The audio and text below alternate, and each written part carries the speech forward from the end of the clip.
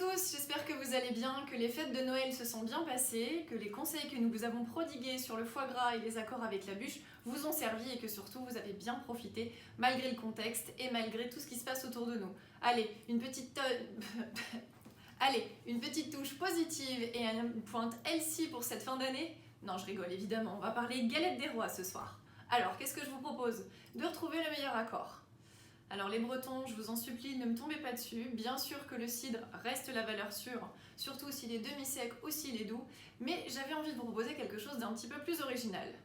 On va rester dans les bulles, je vous rassure. Allez, on commence par le champagne. Évidemment, le champagne, c'est toujours une valeur sûre pour accompagner la galette. Comme le cidre, je vous le conseille demi-sec. Ça va lui donner un petit peu de sucre, un côté un petit peu plus brioché, un petit peu plus parfumé. Donc, pour information, les champagnes demi-secs sont des champagnes qui contiennent entre 32 et 50 grammes de sucre par litre d'alcool. Ouais, on évite de faire les conversions. Buvez-en, vous verrez bien. Pour le reste des idées, évidemment, je ne peux que vous inviter à boire du crément puisque nous en avons pas mal dans le Grand Est.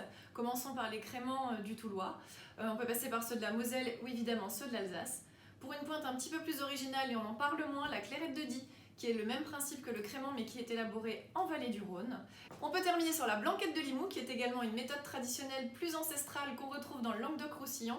La particularité, c'est qu'elle a un fruit un petit peu plus croquant et qu'elle est élaborée à partir d'un cépage qu'on connaît un petit peu moins, qui s'appelle le Mauzac, qui va garder ce côté très fruité et qui va très très bien se marier avec la frangipane.